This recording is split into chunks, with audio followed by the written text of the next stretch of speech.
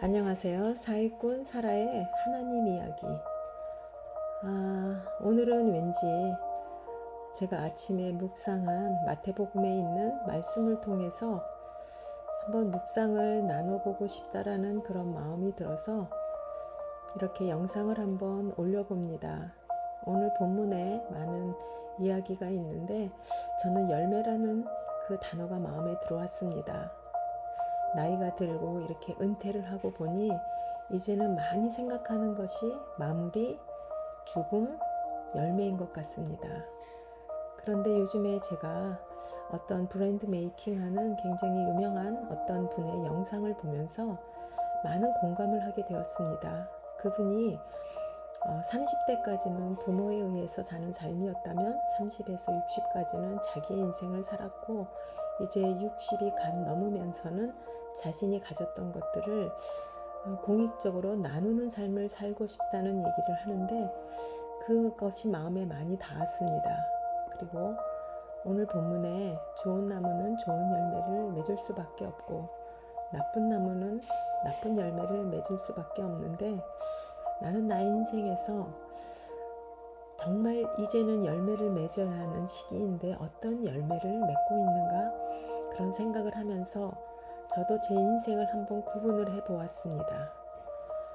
결혼하기 전까지의 인생, 또 결혼해서 아이를 키우고 일을 하며 살다가 이제 은퇴를 하고 은퇴 이후에 나는 어떤 삶을 살아서 어떤 좋은 열매를 맺을 수 있을까? 이런 생각을 하게 됩니다.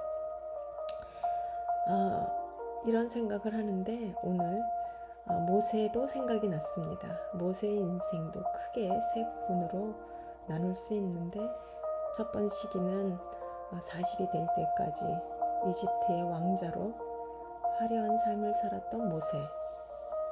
그러다가 제 2기의 인생은 노바디로 아무도 알아주지 않는 그러한 사람으로서 광야에서 양을 치우는 목자의 삶을 살았던 그의 인생의 시기, 그리고 80이 되었을 때 어떻게 보면 세상에서는 아무것도 할 수 없다고 생각하는 그 나이에 하나님께서 부르셔서 그를 이스라엘을 애굽에서 해방하고 구원해서 약속의 땅으로 인도하는 역사 이래 가장 위대한 지도자로 세우는 그러한 모습을 보면서 모세를 통해서 하나님이 얻고자 했던 열매, 그러나 나는 모세처럼 유명한 사람도 아니고 아무것도 아니지만 또 하나님께서 각종 나무에 독특한 열매를 맺게 하시죠. 사과나무에서는 사과를, 배나무에서는 배를, 또한 아주 작은 블루베리도 있고 여러 가지 형태의 열매들이 열리게 되는데 나라는 사람을 통해서 하나님이 원하시는 열매는 어떤 열매일까 이런 생각을 하게 됩니다.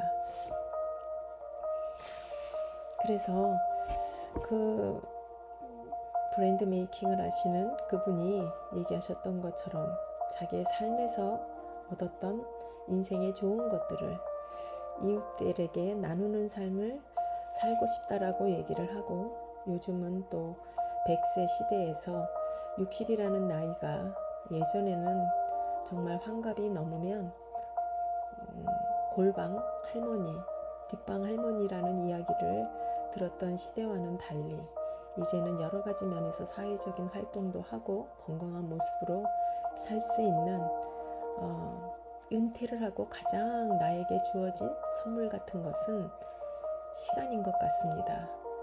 그런데 이 시간들을 통해서 나는 어떤 열매를 거둘 수 있을까? 이제부터 좀 더 고민을 해봐야 할 것 같습니다. 어저께 저는 말씀 묵상 소급을 하고 있는데 제 친구가 저에게 그런 얘기를 했습니다.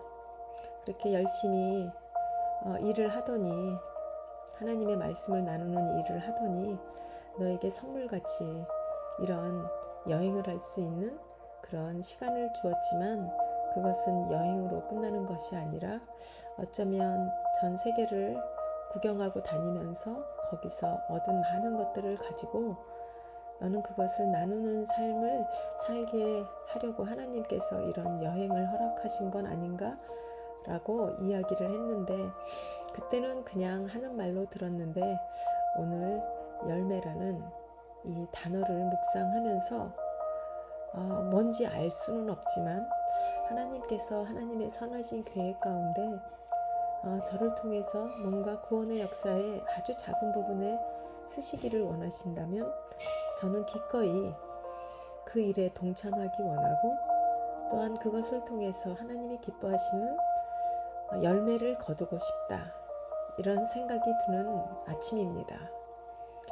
그래서 결국은 열매를 통해서 그 나무를 알게 됩니다. 작은 씨였을 때는 이게 사과나무 씨인지 대나무 씨인지 알 수 없지만 많은 시간이 지나고 성장을 해서 열매를 맺게 될 때 그 열매를 통해서 그 씨는 사과나무 씨였구나 라는 것을 알듯이 나는 하나님을 믿는 크리스찬으로 살아가고 있지만 어쩌면 나에게 맺어지는 열매를 통해서 내가 진짜 하나님을 사랑하는 크리스찬이었는지 아닌지가 결국은 알게 될 거라는 생각을 하게 되면서 어쩌면 나에게 제3의 인생을 살아야 하는 은퇴 이후의 삶을 그전에는 은퇴를 하면 내가 못했던 것들 이제 갓 배운 골프도 열심히 하고